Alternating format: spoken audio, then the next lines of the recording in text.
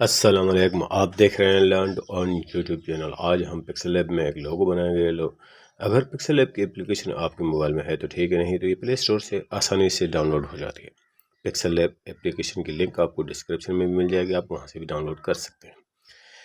Pixel lab application को download install करने के बाद जब आप इसे ओपन करेंगे तो कुछ इस तरह का इंटरफेस आपके सामने ज़ाहिर होगा। तो यहाँ पर हम इस न्यू टेक्स्ट बॉक्स को डिलीट करते हैं। लेफ्ट टॉप कॉर्नर पर डिलीट का ऑप्शन आपको नज़र आ रहा है, हमने इस पर क्लिक करना है और ओके पर क्लिक करके इसके बाद हमने गेट पर क्लिक करना है, गेट सेटिंग पर क्लिक करना है और रिफ्रेश पर क्लिक करना है।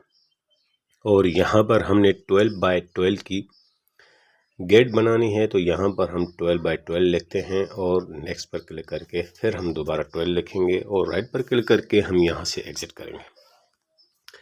गेट सेटिंग को हमने लॉक कर देना है, प्लस के आइकॉन पर क्लिक करना है और यहाँ पर हमने एक शेप को ऐड करना है, तो शेप पर क्लिक करते हैं। तो ये हमारा यहाँ पर शेप होगा 6 बाय 6 का। इसकी रेडियस 100% कर देंगे। इसका कलर हम नीचे स्क्रॉल करके आएंगे और यहाँ पर हम इसका कलर जो है वो ब्लैक करेंगे। राइट पर क्लिक करके हमने यहाँ से एग्जिट करना है।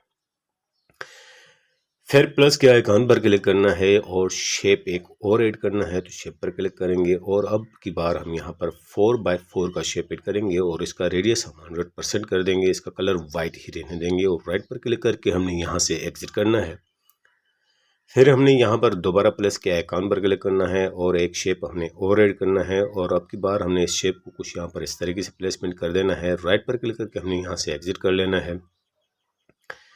फिर प्लस के आइकॉन पर क्लिक करना है और इसे एक शेप हमने यहाँ पर और ऐड किया और अब हमने इसको यहाँ पर कुछ इस तरीके से प्लेसमेंट करना है।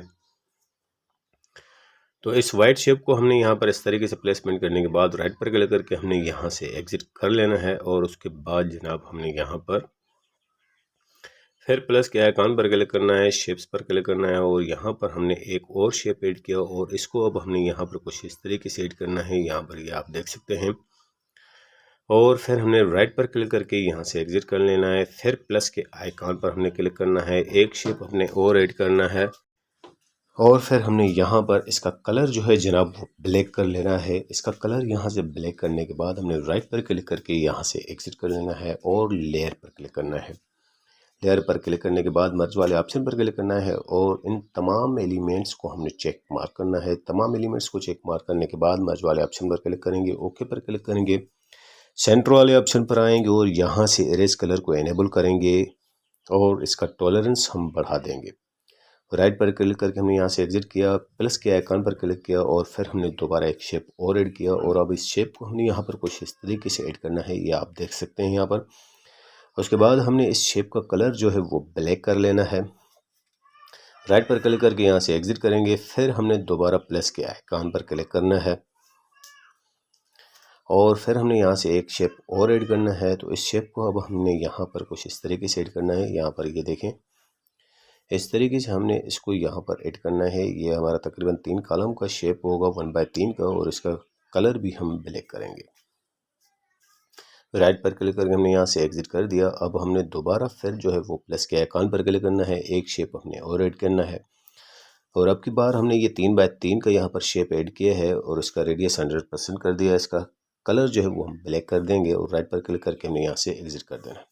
फिर प्लस के आइकॉन पर क्लिक करना है और उसके बाद हमने शेप्स पर क्लिक करना है और यहाँ पर अब ये हमने एक स्क्वायर का जो है वो बना दिया शेप और इसका रेडियस 100% करना है। इसका कलर वाइट ही रहने देना है। प्लस के आइकॉन पर फिर क्लिक करना है और एक शेप अपने और ऐड करना है और अब की बार हमने इस शेप को जो है यहाँ पर इस तरीके से ऐड कर दिया और इसका कलर जो है वो हम यहाँ से ब्लैक करेंगे। उसके बाद जनाब हमने फिर दोबारा प्लस के आइकॉन पर क्लिक करना है और एक शेप हमने और ऐड करना है और अब की बार हमने इस शेप को कुछ इस तरीके से यहाँ पर प्लेसमेंट कर देना है। फिर हमने प्लस के आइकॉन पर क्लिक करना है, शेप एक और ऐड करना है।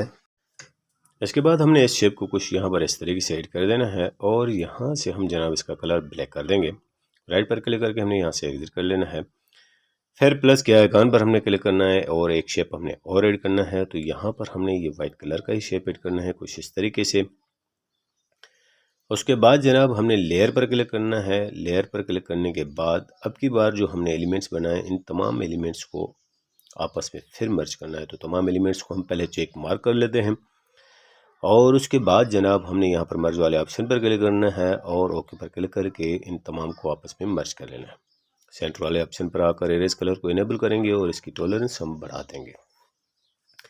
राइट पर क्लिक करके हमने यहाँ से एग्जिट कर लेना है। इसके बाद हमने जनाब फिर प्लस के आइकॉन पर क्लिक करना है और एक शेप हमने यहाँ पर और ऐड करना है। तो इस शेप को हम यहाँ पर कुछ इस तरीके से ऐड करेंगे, ये आप देख सकते हैं यहाँ पर। तो इसके बाद हमने नीचे स्क्रॉल करके आना है और इसका कलर हमने यहाँ से ब्लैक कर लेना है। राइट पर क्लिक करके हमने यहाँ से एग्जिट कर देना है। लेयर पर आना है और अपने पहले वाले एलिमेंट को हमने सिलेक्ट करना है यहाँ से, और इसके बाद हमने यहाँ से इसकी एक कॉपी बना लेनी है। इसकी कॉपी बनाने के बाद हम इसको रोटेट करेंगे बिल्कुल उल्टी पोजीशन में।